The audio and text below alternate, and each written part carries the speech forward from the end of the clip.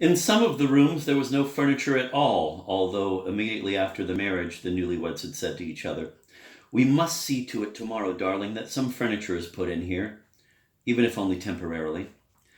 After dark, a servant would place a very elegant bronze candlestick decorated with the three graces and an exquisite mother of pearl escutcheon on the dining table. Then, next to it, another candlestick, an old, crippled brass one, lame, lopsided, and all covered with wax, would be placed.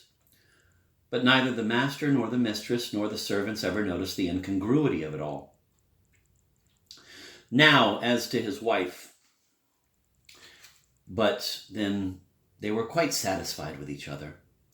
Although they had been married for more than 8 years, they still kept giving each other such items as a slice of apple, a piece of candy, or a nut, and addressing each other with touching tenderness, as for instance, "Open your little mouth, my pet, and let me pop this tidbit in it."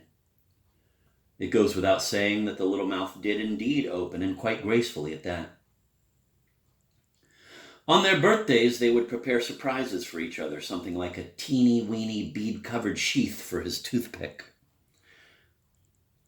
Frequently, as they sat on their divan, he would abruptly abandon his pipe, and she her sewing, if she happened to be sewing at the moment, and, without provocation, impress such a lengthy and languishing kiss upon each other's lips that, while it lasted, you could easily smoke a small cigar to the end.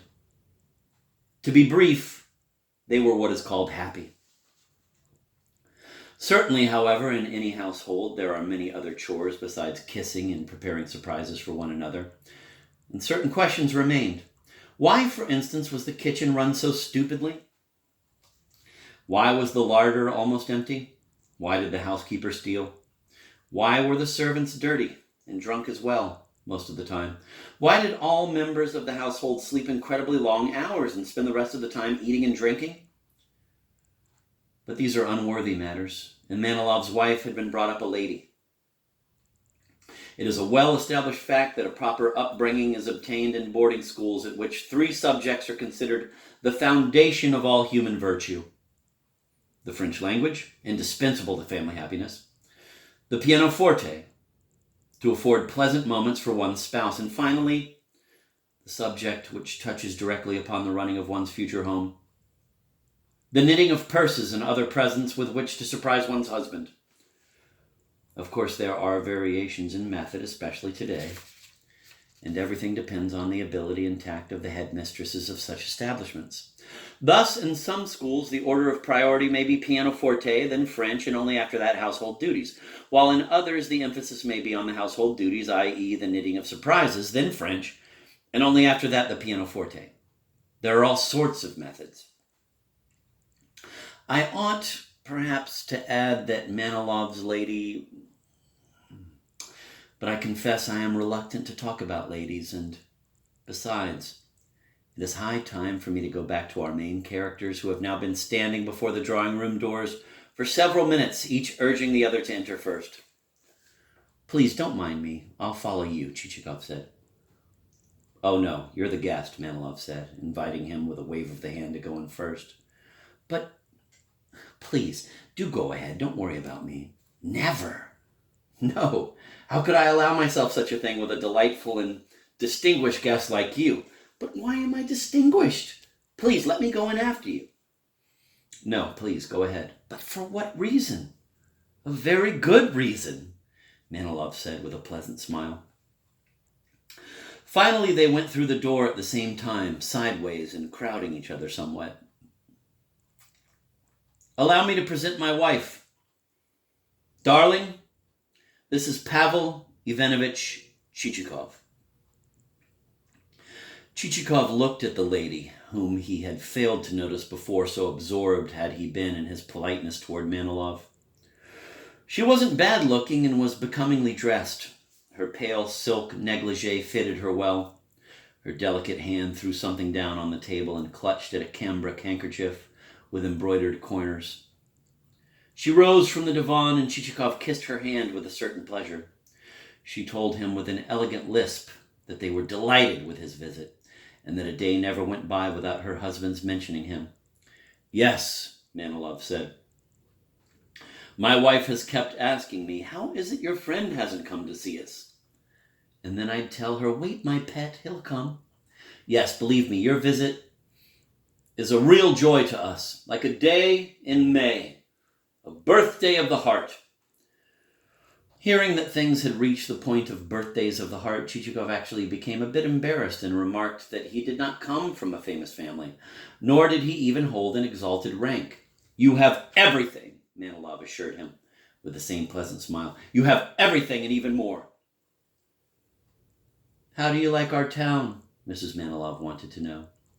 Have you been having a good time there? A very fine, a splendid town, Chichikov said. I've had a wonderful time, and the people are most cordial. And how did you find our governor? She said. Don't you think he's a most worthy, and at the same time a most amiable man? Manilov suggested. Absolutely so, Chichikov said. A most worthy man. How he devotes himself to his work, and what a remarkable grasp he has. I wish we had more like him. It is really extraordinary how he knows how to treat people, whoever they may be, and how much tact he can display. Manilov contributed, and was so pleased with what he had said that he half closed his eyes like a tomcat being tickled behind the ears.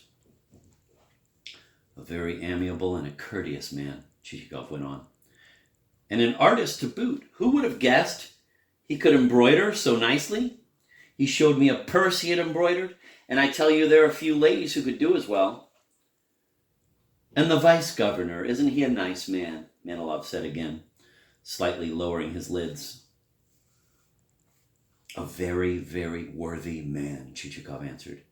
And, if I may ask, how did you find our chief of police? Isn't he nice? Oh, yes, very nice indeed, and very intelligent and well-read, too. I spent a night playing whist at his place. The public prosecutor and the president of the district court were there, and we stayed until the last roosters had finished their crowing. A very, very worthy man.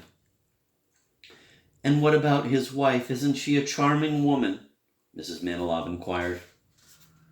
Oh, she's one of the most admirable women I've ever met, Chichikov declared. After that, they discussed the president of the district court, the postmaster, and almost all the officials of the town. And they all turned out to be most worthy people. Do you spend all your time in the country? Chichikov asked his hosts in turn. Mostly, Manilov said. Although from time to time we drive into town just to meet educated people. One gets out of touch, living in retirement like this. Yes, that's true, Chichikov said. Of course, Manilov went on, things would be different if we had some neighbor with whom we could, for instance, discuss polite usage, the proper way of doing things, or with whom we could follow, say, a science or something that could grasp us here by the heart and make our souls soar. He wanted to further express his thought, but realizing that he had got somewhat mixed up, merely waved his hand and went on. Then, of course, the country life and the isolation would have many charms. But here there's absolutely no one around. So there's nothing left for us to do but dip into The Patriot from time to time. Chichikov agreed and added that nothing could be more pleasant than living in isolation, enjoying the beauties of nature, and dipping into a book from time to time. But Manilov added, if you haven't got anyone to share it all with... Yes, of course, you're absolutely right, Chichikov interrupted him. All the treasures of the world are worth nothing unless you have pleasant people around you, as a sage once said. And you know what? Manilov said, the expression on his face beyond sweetness, like the sort of syrup that a clever, fashionable doctor prescribes in the hope of pleasing his patient. Then you experience a sort of, how shall I put it, spiritual enjoyment. Like, For instance, now, when I have the good fortune to be talking to you and enjoying your delightful conversation. Oh, no, no, no. What kind of interesting conversation have I to offer you? I'm just a non-entity, Chichikov protested. Oh, please, please, let me be perfectly frank with you. I'd gladly renounce half of my estate for a few of your qualities. Just the other way around. I would consider it the greatest. There's no way of telling where this mutual admiration would have ended if a servant hadn't announced that dinner was served.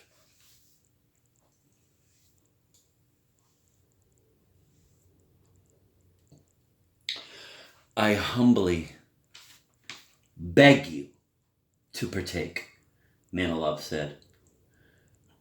And you must forgive us if our dinner is not up to the standards you are accustomed to in the capital. We have simple Russian cooking here. Plain cabbage soup. But it is offered from the bottom of our hearts. Once more they had an argument about who should go in first, and finally Chichikov slipped sideways into the dining room. Manilov's two sons were already waiting. They had reached the age when children are allowed to eat at the table with the grown-ups, but are still seated in high chairs. Their tutor stood behind them, bowing with a polite smile. The hostess took her seat behind the soup tureen. The guest was placed between the host and hostess. A servant tied napkins around the children's necks. What lovely children, Chichikov said. And how old are they? The older is going on 8, and the younger one had his 6th birthday just yesterday, their mother said. Themistocleus, Manilov said, addressing his older son, who was trying to extract his chin from the napkin which the servant had tied around it. Chichikov raised an eyebrow when he heard this Greek-sounding name, to which, for some mysterious reason, Manilov had given an "ius" ending. However, he hastily lowered his eyebrow back to its usual position. Tell me, Themistocleus, which is the finest city in France? At this point, the tutor seemed to concentrate his entire attention on Themistocleus, and it looked as though he wished to jump inside him, down through his eyes. Finally, he relaxed as Themistocleus said, Paris. And what about us? What's our finest city? Manilov asked again. Petersburg, Themistocleus said. And another one? Moscow, Themistocleus answered. What a sweet, brilliant child, Chichikov commented. Looking quite surprised, he turned to the parents and went on. But I must say the child seems to possess uncanny abilities. Oh, you haven't heard anything yet, Manilov said. He is terribly witty. The younger, Alcides, he's not quite as sharp, but Themistocleus, when he comes across a fly or an insect, his eyes light up and he'll rush after it and bring it to show you. I want him to take up a diplomatic career. Themistocleus, he said, turning to the child. Do you wish to become an ambassador? I do, Themistocleus said, munching a piece of bread and letting his head roll from right to left and then from left to right. At that moment, the lackey who stood behind him wiped the ambassador's nose, and it was a good thing, too, because otherwise a drop of extraneous matter would have dripped into his soup. The conversation then centered on the pleasures of a quiet life, interspersed with remarks from the hostess about the theater and actors. The children's tutor observed the speakers attentively, and as soon as he noticed that they were about to smile, he opened his mouth and laughed dutifully. Probably he was a grateful man, and this was his way of repaying his employers for treating him decently. But at one moment his face grew severe, and he rapped sternly on the table, glaring at the boys who sat opposite him. And he was right, too, because Themistocleus had bitten Alcides' ear, and Alcides had already half closed his eyes and opened his mouth and was all set to bawl pitifully. But then, feeling that it might easily cost him the rest of his dinner, he forced his mouth into its previous position, and with tears in his eyes, he proceeded to chew on a mutton bone so that both his cheeks became shiny with fat.